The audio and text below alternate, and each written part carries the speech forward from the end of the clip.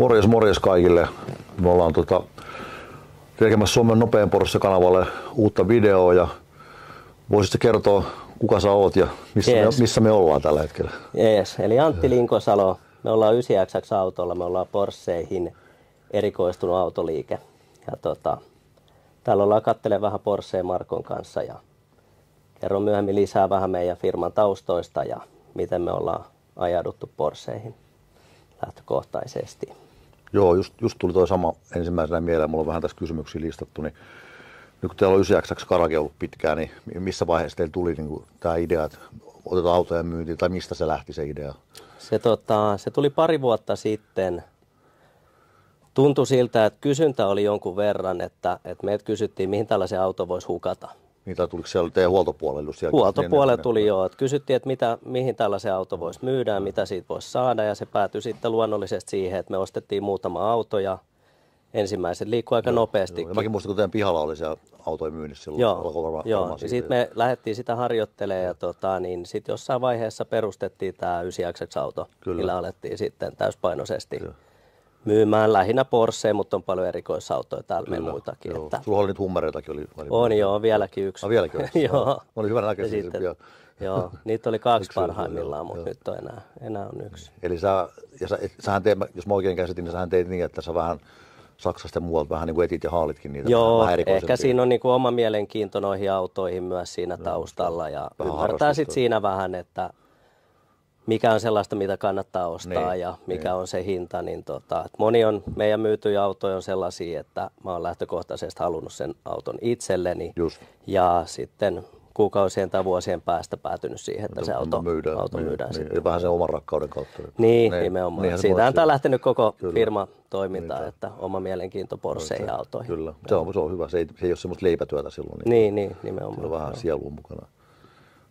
Miksi tänne Espooseen? Mistä se lähti? Että okei, nyt, oliko jotain muita paikkoja vaihtoehtoja? Me käytiin paikkoja läpi ja niin me lähdettiin niin pienestä tähän autoliiketoimintaan, että me katsottiin sitten vähän semmoista pienempää tilaa, että haistellaan tätä kenttää ja meidän yksi tuttu tarjosi tätä toimitilaa, missä me nykyään ollaan. Ja tämän piti olla 204 pienempi ja sitten kun me kaadettiin kaikki seinät täältä ja tehtiin pinnat uusiksi, ihmeteltiin, että tänne mahtuu aika paljon enemmän autoja kuin 304 kuuluisi.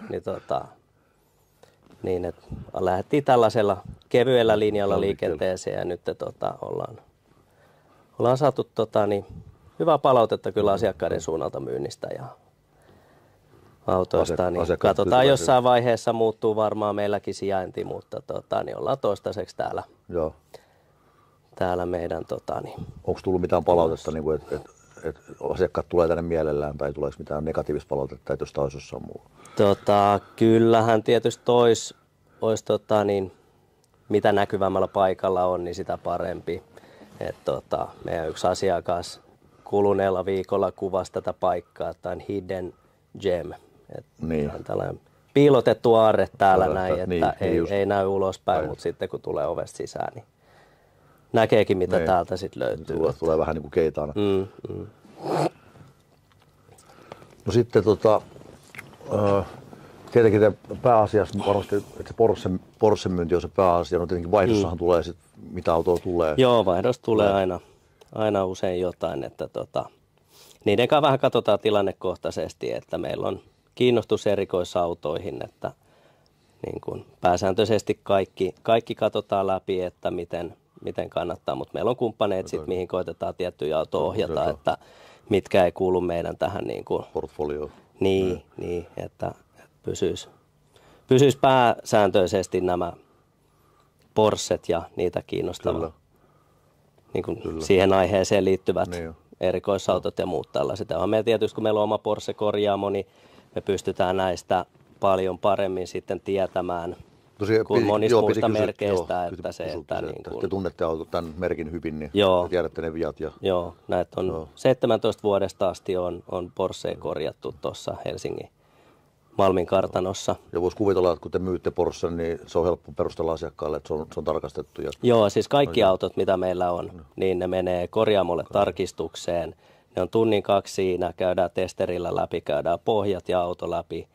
Ja tietyissä malleissa on esimerkiksi tyyppiviikkoja, niin ne me kartoitetaan. Ne usein tähystyskameralla Kyllä. saatetaan katsoa vaikka joku apuakselin laakeri ja sitten on sylinterikuvaukset on aika tyypillisiä tietyissä. Sanotaan tällainen 98-2010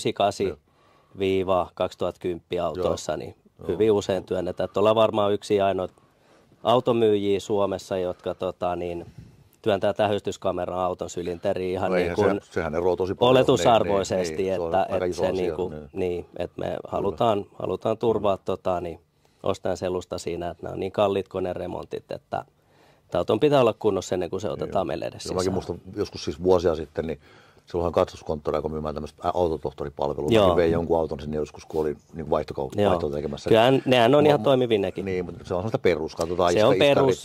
Käytännössähän siinä tarkastetaan se, että ne kohdat, mitä katsastuksessakin tarkastetaan, että se on niin kuin vähän eri tasolla tietysti. Ja meillä käyttää yksityishenkilötkin korjaamolla noita tsekissä, että yksityisten välisessä kaupassa että pystytään varmistamaan, että se on niin ostajan kuin myyjän etu, että siinä on tiedossa, että millaista se kauppatavara on. Joo, eikä se myyjäkään välttämättä tiedä. Että niin, nimenomaan sepä just, että niitä on käynyt semmoisiakin tilanteita, että on pysähtynyt kauppa siihen ja kummallakaan osapuolelle ei ollut aavistustakaan siitä, mitä sieltä autosta voi löytyä. Joo, ei se aina tahallista. Niin, ei ole missään nimessä. Että niissä on niin paljon autoissa kuitenkin voi olla jemmassa asioita, mitkä ei taho oikein löytyy. Kyllä. No onko tietenkin tulee just vaihtoja autoja, tai vaihdossa autoja X määrä, niin onko kuitenkin joudutteko te ostaa Suomesta tai ulkomailta vielä vaikka just Porschea niin lisäksi?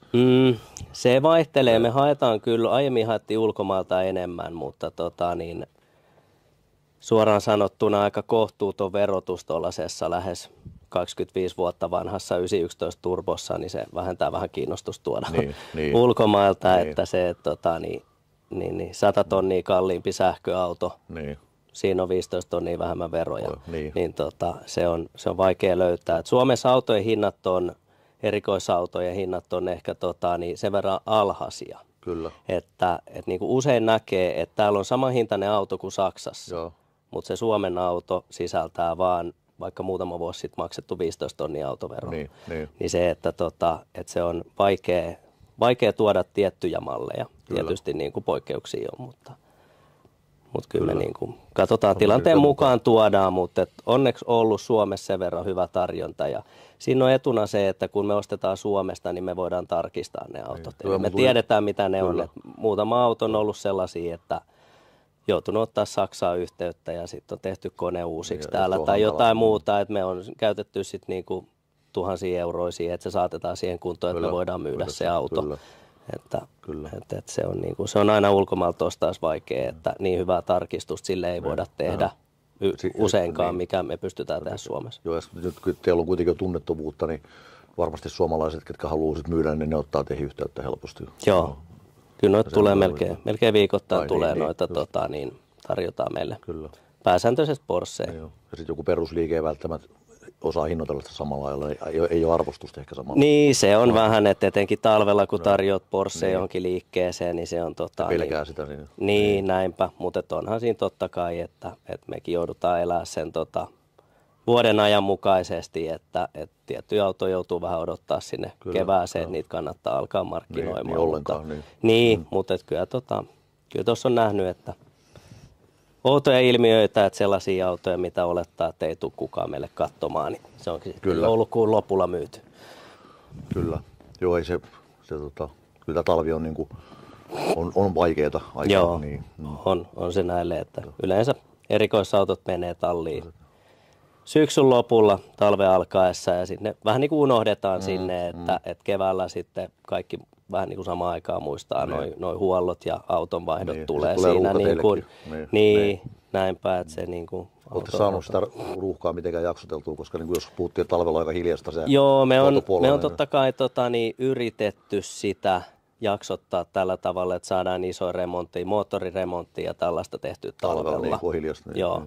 Että sillä tavalla niin kuin korjaamon puolella on koitettu vähän jaksottaa, mutta totta kai sitten kun nämä kelit on tällaista, että päivässä muuttuu -20 Niin, ulkolämpötilaksi niin tuolla ja aika paljon niin. Cayennea ja Panameraa sitten pihalla, missä on ilma-alustat paskana Niin, tai jotain niin. muuta. Että ne, niin kuin, ne talvella työllistää jonkun verran enemmän just sen takia, että noin niin kuin jää ja pakkaset. Mutta sitten voisi kuvitella, että sulla on joku perus Carrera, missä on talverenkaat ja se tarvii huoltoa, niin se olisi fiksua tuoda just talvella. Niin. Näinhän se on. Että se on valmiiksi. Niin. sitä me ollaan koetettu tarjoa, mutta siinä on hankaluuksia tuoda sitten keskellä talvea, että se on ajatukset jää siitä, ajatukset jää siitä sit pois. Niin.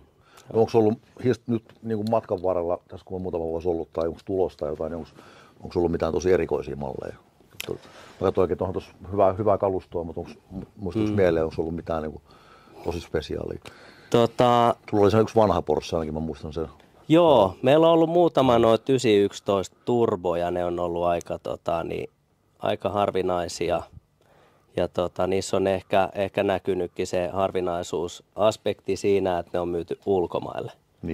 Niitä on haettu ihan niin kuin hakemalla haettu, että ne on niin kuin mä sanoisin, että ne 911 turbon eri variaatiot, vuosimallit on niitä, mitkä on melkein erikoisempia. Joku haluaa just semmoisen. Niin, että ne on tällaisia täysin niin kuin keräilyautoja, että niillä ei paljon kyllä ajella että ne on ehkä harvinaisimpia ja sitten on ollut muutama noita Saksassa aika pitkälle rakennettuja Porscheja, sellaisia, missä on muutettu aika paljon korjaa-aerodynamiikkaa ja moottorin esimerkiksi tilavuutta ja tällaista, niin, että on tehty kasvatettu, niin ne on ollut aika erikoisia totta kai, koska ne on vähän niin kuin yksittäiskappaleita. Niin. Jokainen, on vaikeampaa. On joo, että että se on. Muutamassa päivässä meni se Saksassa yhden pajan rakentama auto, että oli Oliko iso prosessi myydä se ulkomaille? Se itse asiassa tämä pitkälle rakennettu, Saksassa pitkälle rakennettu auto, niin se jäi onneksi Suomeen. Se jäi Suomeen? Joo. Noista erikoisista turboista 2/3 on mennyt ulkomaille, että loput Suomeen. Niin. Joo, eli kun puhuttiin niistä aikaisemmin tuossa niistä erikoisversioista, että teilläkin on ollut tämmöisiä erikoisempia malleja, niin turboja, mistä puhuit, ja oli mennytkin Saksaan suuri osa, niin katsotaan tuota mun erikoismallia, Suomen nopeata Porschea, niin jos sä sitä laittaisit vaikka tänne myyntiin, niin minkälainen hinta sillä voisi olla sun mielestä, myyntihinta? Se on niin erikoinen, se on vaikea hinnoitella, mutta jos katsoo Keski-Euroopan hinnoittelua tuollaisissa ton teholuokan 1500 heppaa, niin periaatteessa Suomen autoveron kanssa niin löytyisi jotain perusteet 500 000 hinnoita. Kyllä. Olen samaa mieltä. Joo, että niitä on sanotaan 1000–2000 heppaa vastaavia, niin ne hinnat on 300–600 tonnia. Joo, mäkin olen seurannut. Mitkä on valmiiksi tehty, niin kyllä. Niin. No, joku haluaa se valmiin. Niin, nimenomaan, että se on. Harva jaksaa käydä sitä pitkää tietä, mikä se käy läpi. Kyllä, että 3 vuotta rassuttu. Oppia erehdys. niin, kyllä, siinä ei tarvitse erehtyä enää. Joo, tämä oli hyvä tieto. Joo. No niin, mennään, voitaisiin lopuksi mennä katselemaan vähän kalustoa ja autoja, niin haluaisitko sanoa tähän loppuun vielä jotain? Ei muuta kuin tervetuloa tänne kattelee Porschea näin talvikaudellakin.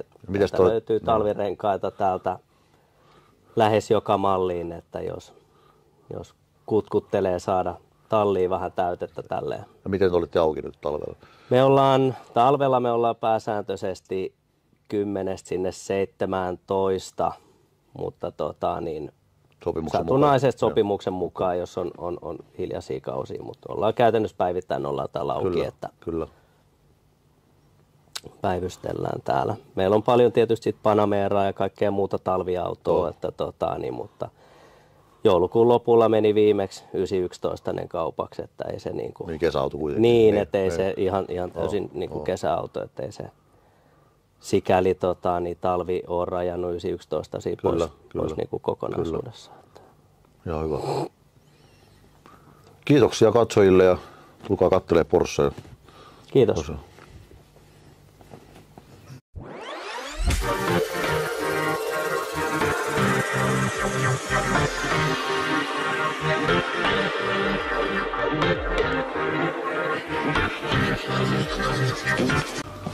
No niin, mennään katsoa tätä todella hienoa Kajanneen.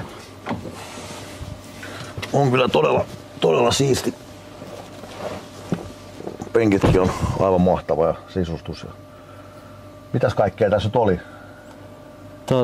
Ehkä mainittavin on toi hiilikuitupaketti, mikä tuossa. Joo, katto hiilikuituu. Siinä on katto hiilikuituu ja se on lightweight hiilikuitupaketti, eli siinä on peilinkuoret muun muassa hiilikuituu, kattohiilari ja muutamia muita detskuja ja sitten nuo vanteet tonne erikoiskevyet, mitkä kuuluu siihen boksiin kanssa ja 18 kilowattitunnin akku, että sillä menee ihan se on vähän parempi. Kivasti bensan kanssa. 4-litrainen V8 tuplaturbo. Paljon heppoja. Siinä on sähkön kanssa 680 heppaa yhdistetty. Siinä lehtii. Kyllä lehtii hyvin. Ja 4-veto tietysti. Joo. Penkit on todella hyvät. Joo, siinä on GTS-sportit ja Pepita kuosilla. Aika harvinainen. On. Tosi kiva. Siinä on niinku hyvin varustettu kokonaisuus. Ratissa on paljon sama kuin tuossa turbossakin on tää kiihytysnappi ja on sportit ja asennet ja kaikki nää, eikö ole? Joo. Siinä on hyvin paljon samoja ominaisuuksia siinä multifunction ratissa. Joo, tää ratti on hyvin samantyyppinen. Joo. Alcantara, verhoilu kuin myös ratti. Joo, ratissa on. Joo, siinä on mokkaratti. Sitten tosi isot nämä näytöt, kaikki näkyy tosi hyvin. Pannaanko käyntiin? Pistä käyntiin.